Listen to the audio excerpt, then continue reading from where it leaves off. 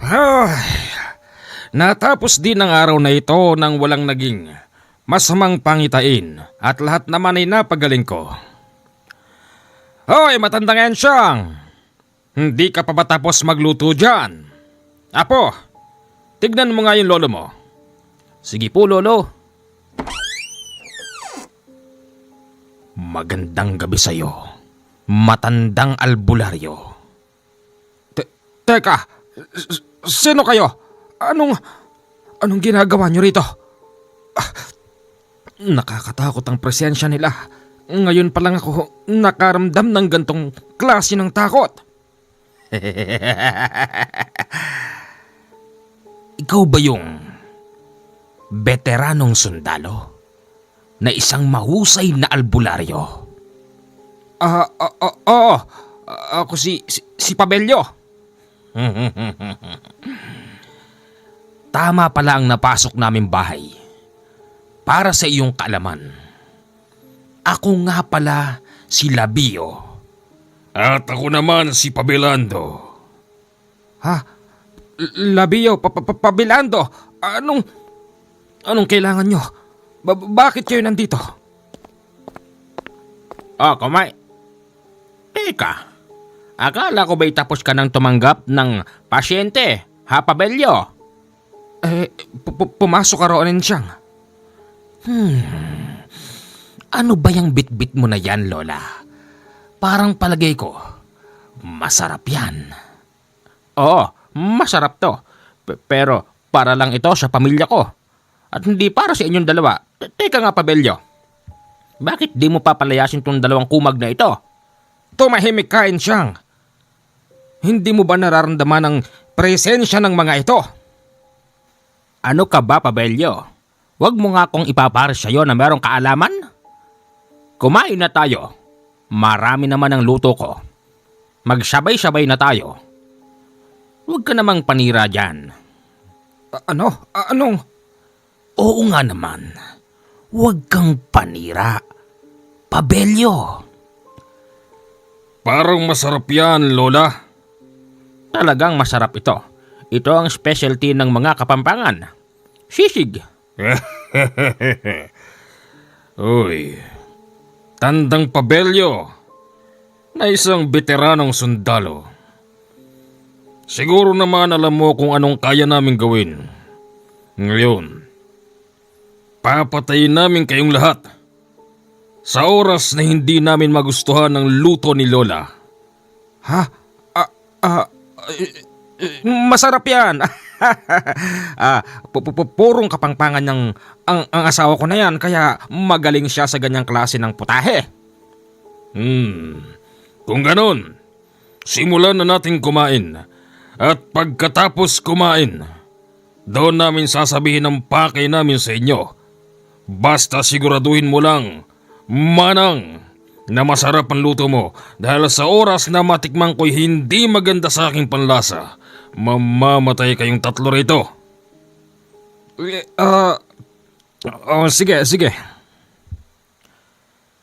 Binaba na ng matandang Ensyang yung malaking mangkok na naglalaman ng napakasarap na sisig. Unang tumikim si Pabilando. Sumunod naman si Labio. Anong lasa?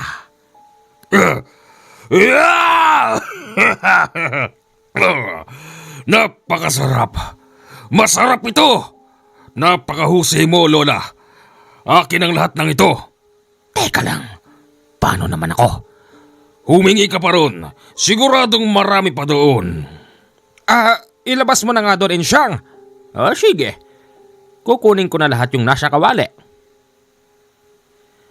Dahil sa nagustuhan yon ni Pabilando at ni Labio, hindi sila sinaktan ng dalawang lalaki. Pagkatapos nitong kumain, doon palang sinabi ng dalawa ang tunay nilang pakay. Maraming salamat sa masarap na sisig na yun. Sa buong buhay ko ngayon pa lang ako nakatikim ng ganong kasarap na sisig. Bueno, ako si Pabelando at siya naman si Labio. Kaming dalawa ay kapwa antingero.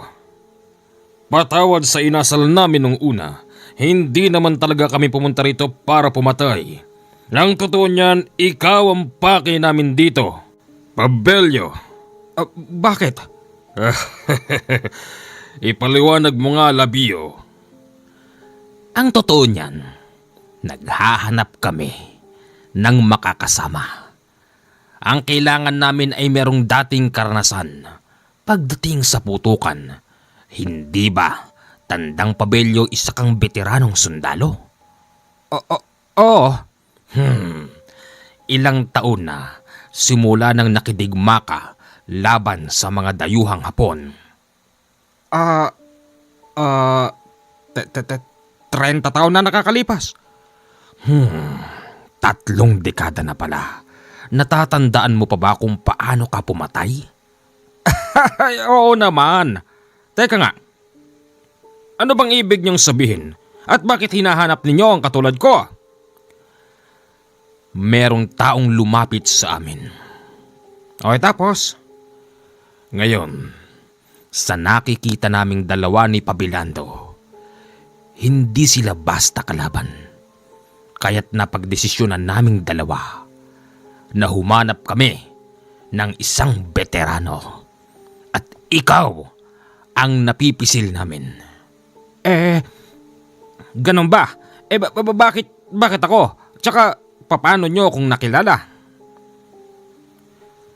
Bilang mga antingero, may mga taong lumalapit sa amin para magpagamot. Pero hindi namin linya ang pagiging albularyo at magkaiba tayo ng antas ng lakas sa espiritual. Ngayon, meron kaming mga taong hindi natutulungan. Merong isang beses na lumapit sa amin. Kinutya kaming dalawa ni Labio. Ha? Diretsahin mo na nga ako. Kinutya kaming dalawa.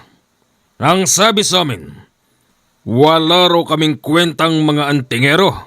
Mabuti pa raw si Tatay Pabelyo na isang Bicolano ay napagaling ang kanilang karamdaman. Magmula noon, naging maugong na ang pangalan mo sa amin dalawa.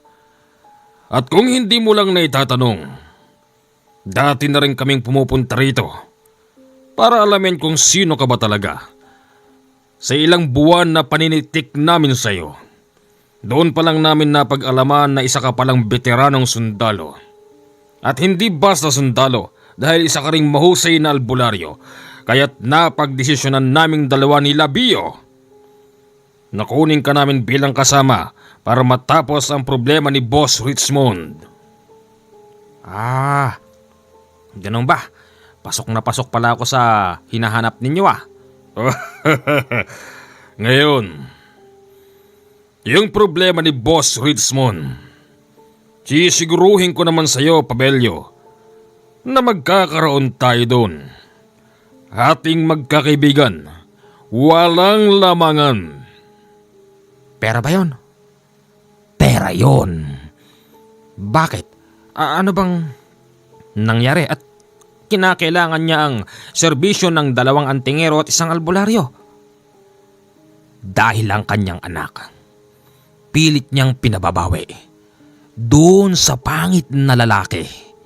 Pangit na lalaki?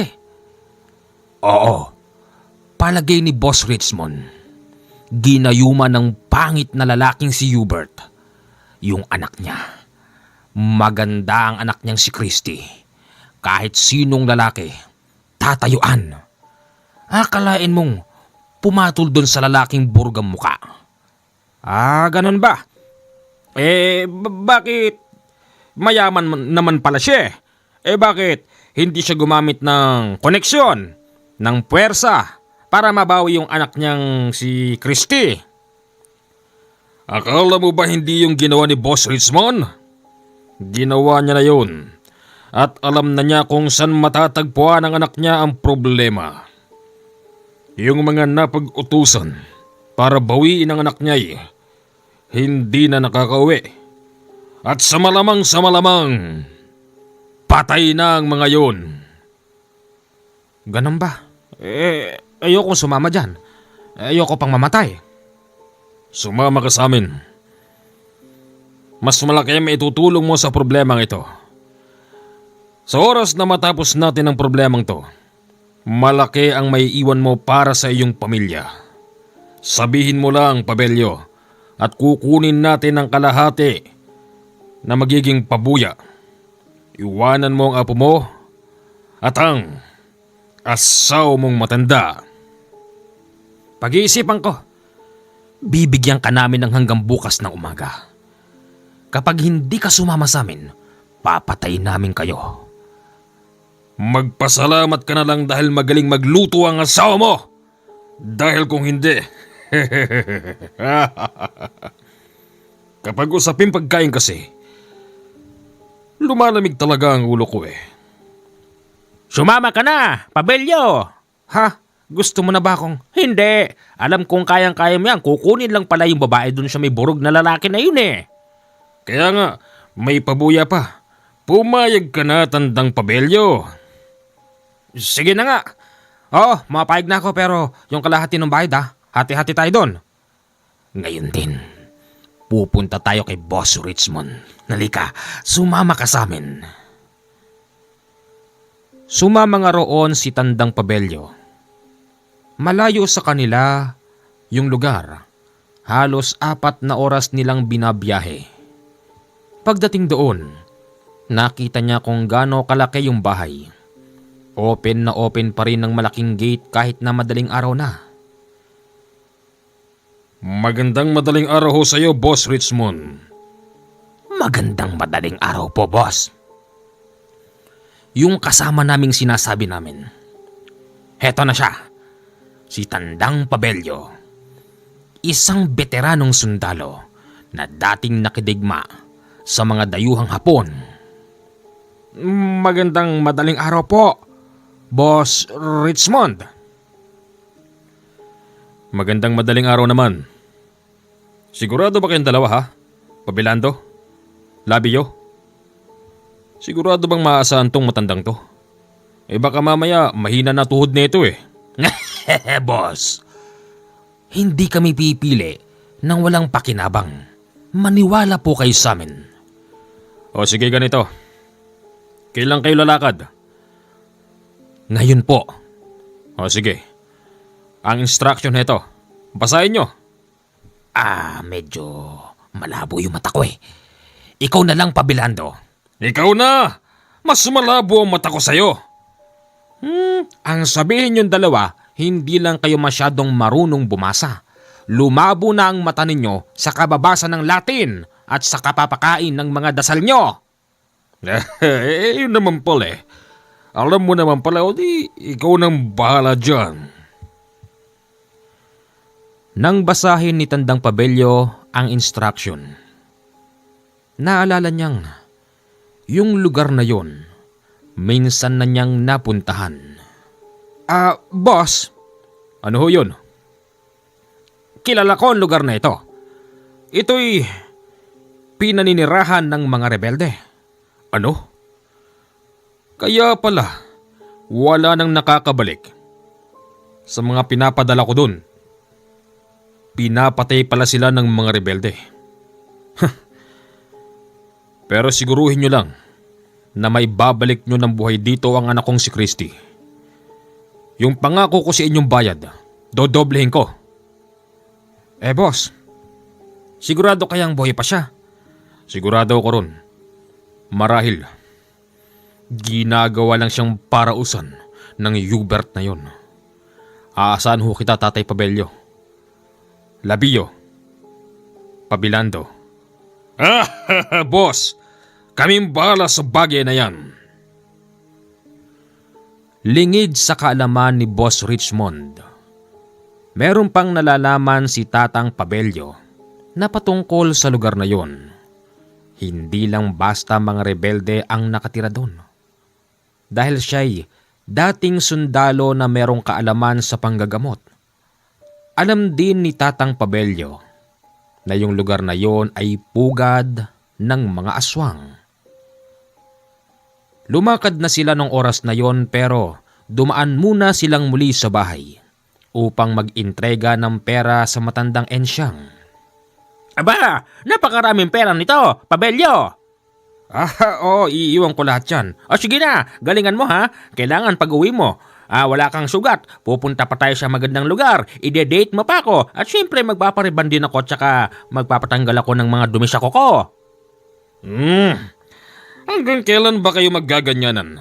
Umalis na tayo! Sige na, lumakad na kayo. Inabot sila ng maghapon bago narating ang nasabing lugar. Teka, sandali lang, Pabelyo. Sigurado ka bang ito na yon? Aba oo, palibhasa kasi kayo Latin lang ang kaya niyong basahin. Basahin mo nga ito. Ay, hindi ko mabasa. Hindi ko rin alam basahin yan. Kaya naman pala humanap kayo ng kasamang maasahan kasi parehas kayong walang alam. Basta, lumakad na tayo. Sandali lang. Labio? Ano yun? Bakit ba ganyan ang pangalan mo? Ito pinangalan sa akin ng nanay ko. Ganon ba? Pabilando. Ano yun? Ganito, sa pagpasok natin sa lugar na yan, maraming rebelde dyan at meron ding mga aswang. Alam namin. Hindi lang namin sinasabi kay boss. Ganito, tatatlo lang ang bilang natin. Kaya hindi po pwedeng makikipagsabayan tayo sa kanila. O bakit hindi natin sila tirahin ng patalikod, ng tulog? Hindi ka kanayon, Labio. Ganun ba? Sumunod tayo sa mas matanda sa atin at sa mas malawak ang karanasan. Ganito, una aalamin natin kung nandyan ba talaga ang dalaga. Tapos, kapag merong nakakita sa atin, magpapanggap tayo na mga naliligaw sa lugar nila. Sa pagkakataon na yon, sigurado kong pagbabalakan nila tayong kainin. Hindi ba nila mararamdaman na isa kang albularyo? At kami mga antingero? May paraan dyan. Ako kaya kong itago kung sino ako. Sa bagay, kaya din namin gawin yun. Ayun, mainam naman pala. Ngayon, sa loob lang ng isang araw siguradong pagbabalakan nila tayong kainin. O malamang sa malamang, iistimahin tayo ng maigi. Pakakainin nila tayo ng gusto natin. Pero wag kayo magtitiwala. Tsak na yung kakainin natin, merong halong mga orasyon nila para tayo makatulog. Mahirap na. Naiintindihan ko. Siguro mas makakabuti kung dalawa na lang kayong lumakad. Tapos, backup nyo ko. Anong backup?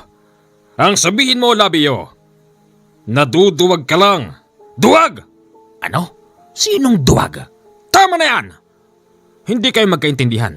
Hindi yan ang oras para magsagutan kayo. Hinaan nyo ng konti boses. Baka natatanaw tayo ng mga nakatira dyan. Magmula rito. Mataas tong bahaging tinutungtungan natin. Sa bagay nga naman. Ganon ang instruction. Nagkakaintindihan ba tayo? Kunwari naliligaw tayo, kapag inistima tayo ng maigi, tanggapin natin. At kapag nakita natin si Christy, at positive na talagang ayaw niya sa lugar na yon, kukunin natin siya at papatay tayo ng kahit sino mang humarang. O sige, tara na! Lumakad na sila nung oras na yon. Kunwari palinga-linga sila sa taas. Tapos, may nakakita sa kanila. Agad silang sinigawan ng isang matandang lalaking may hawak na tungkod. Sino kaya? Anong ginagawa nyo rito sa aming baryo? Tatang. Naliligaw kami. Ano bang lugar ito? Ganun ba? Teka. Oo nga no. Mukha nga kayong mga naliligaw. Tatang, di kasi namin kabisado tong lugar na to eh. Baka naman pwedeng papadilim na kasi eh. Baka naman pwedeng makituloy muna dyan kahit isang gabi lang. O sige, pumasok kayo sa loob. Pagpasok sa loob, wala palang ibang kasama yung matandang lalaki. hanggang sa hinandaan sila nito ng tubig. Sige ho, hindi pa naman kami nauuhaw. Tsaka, kami po'y mga taga Maynila. Hindi kami sanay sa tubig na nanggaling sa poso o sa balon. Huwag kayong mag-alala sa amin dahil meron kaming dalang mainom. Eto. Ganun ba? Napakasasyelan pala ng mga taga Maynila. Pabilando, Labio, may mga taong maligid. Ha? Teka lang ho, Tatang. Bakit may mga umaligid dyan? Hindi naman kami mga kalaban. Huwag kayong mag-alala. Marahil gusto lang nila kayong makilala. Ganun ba? Sige. Nagbukas ng pintuan ang matandang yun. Laking gulat nila. Ang daming mga binatang nakahubad at naka-istambay sa harap ng bahay. Teka lang. Hindi maganda ang pakiramdam ko rito. Umayos ka, mga aswang ang mga ito. Si Tandang Pabelyo napatingin sa bandang kanan. Doon niya nakita yung pinakakakaiba sa lahat ng taong yon. O sa lahat ng mga tao doon. Nandoon si Christy. Bagong ligo at maputing-maputi ang mga braso, lalo na yung muka. Naglalakad yon, tapos huminto at kumandong sa isang lalaking mataba na burog ang itsura. Sa palagay ko, yun na'y sinasabing lalaking sinamahan ni Christy, yung Hubert. Sa palagay ko rin. Iha, matanong ko lang. Ikaw ba'y taga rito ka bang talaga? Hindi ho. Kaya ako nandito kasi nagmamahalan kami ni Hubert. Sabi ko sa'yo, siya na nga yun. Kaya nga ang pangit pala talaga ng Hubert na yan. Mas pogi pa ako, mas lamang pa ako ng 3 paligo. Bakit? Teka, sino kayo? Parang ngayon lang natin sila nakita, no, Apong? Ngayon lang. Ipinapakilala ko sa inyo si... Pabelyo! Ako naman si Labio. At ako naman si Pabelando. Kaming 3 naliligaw. Walang direksyon ang pupuntahan namin. Pasensya na kung medyo nagulo namin ang gabi nyo pero kailangan na naming magpahingi. Huwag kayong mag-alala, bukas na bukas hindi pa man sumisikat ang araw, aalis na rin kami sa lugar na ito. Pasensya ng muli. Bakit naman aalis kayo agad? Hindi ba po pwedeng magkasiyahan muna tayo ngayong gabi? Oo nga, bakit di tayo magkasiyahan? Mag-inuman tayo. Siguro naman ganun sila kagaling mag-istima ng bisita rito. Sa palagay ko, tama si Hubert. Sige, magpapalabas ako ng masarap na pulutan. Tandang Elliot, magpalabas ka na ng alak. Sige. Sa loob lang ng 10 minuto, agad na naigayak ang lahat ng inumin at pulutan. Maski isa sa kanila walang gustong tumikim. Nako! Alam nyo kasi, hindi ako umiinom ng alak Matanda na kasi ako, kaya iwas na ako sa ganyan. Ikaw? Ako? Hindi ko agad nasabi. Hindi rin talaga ako umiinom, kaya nga maganda ang pangangatamang ko. Ikaw? Ako? Hindi. Masama sa akin alak baka kasi pagalitan ako ng mama ko. Masyado kayong maraming pautot. Dapat ay sinabi ninyo para hindi na kami naghanda pa ng ganito kabongga. Sige na. Pumasok na kayo sa loob. Hindi naman sila pinilit ng mga yun. Pagpasok sa loob, dinig pa rin nila yung ingay sa labas. Sumilip sila bahagya sa bintana at nakita nilang nag-iinom ang mga yun. Napansin din nilang si Christy nakikisali. Kaya walang imposible na baka naging aswang na rin ang babaeng yun. Ganito. Sigurado ako naging aswang na rin tong si Christy. Tignan nyo kung lumapang ng laman. Aba, parang di man lang nang didire. Meron akong duda. Parang palagay ko. Yung kinakain nila, tao yun. Hindi kaya sila nakakalata na meron tayong kakayahan? Sa palagay mo, Tandang Pabelyo? Palagay ko, meron na silang alam. Kaya mas makabubuti kung dadalhin natin si Christy ng walang malay. Ako nang bahala doon. Tatanggalan ko siya ng malay. Bitbitin mo siya, Pabilando, at ikaw naman, Tatang. Bahala ka na sa mga rebelding aswang na yan. O sige. Nag-antay sila ng ilang oras at inaantay kung malalasing ba ang mga yun. Pero wala ni isa sa kanila ang nabuwala. Bandang 12:00 na ng madaling araw, hindi pa rin sila humihinto sa kakainom. Yung isa pa nga doon, marunong maggitara, tapos yung iba kumakanta. Hanggang sa hindi nagtagal, sunod-sunod na putok ang umalingaw-ngaw. Nagmumula yon sa likuran ng kubo kung saan sila nakatuloy. May namamaril! Sa palagay ko, mga dati kong kabaro yan. Pagkakataon na natin ito. Umalis na kayo. Kunin nyo na si Christy. Sige. Habang nagkakaputukan, nakita rin nilang lumalaban ng putok ang mga tao doon. Yung iba pa nga habang nakikipaglaban, nakikita nilang unti-unting nagpapalit ng anyo. Sinamantala naman ng 2 antingero ang pagkuha kay Christy, na nung mga oras na yon wala nang malay dahil isa sa kanila ang kayang magtanggal ng kamalayan ng tao. Lumabas noon ang matandang Pabelyo. Ang ginawa niya ay bumunot ng 2 itak at yung mga namamaril na mga rebelding aswang, pinagtatagpas niya yung malapit sa kanya. Pero syempre barilan yun. Wala namang sisinuhin ng bala. Nakita na lang ng matanda na merong mga mangilan-ngilang sundalo sa likod niya kaya siya tinamaan ng bala sa likod. Mabuti na lang din dahil isang albularyo ang matandang yon. Marami siyang nakatanim na pangontra sa kanya na siyang ginamit niya noon magpahanggang sa kasalukuyan.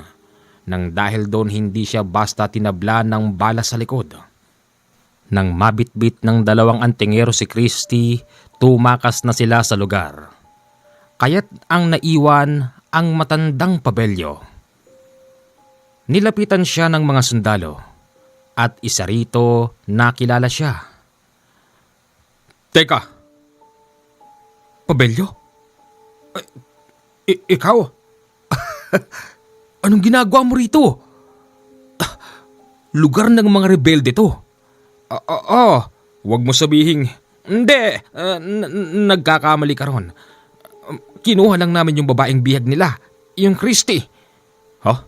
Ibig mong sabihin, lumapit din pala yung business tycoon na yun sa'yo?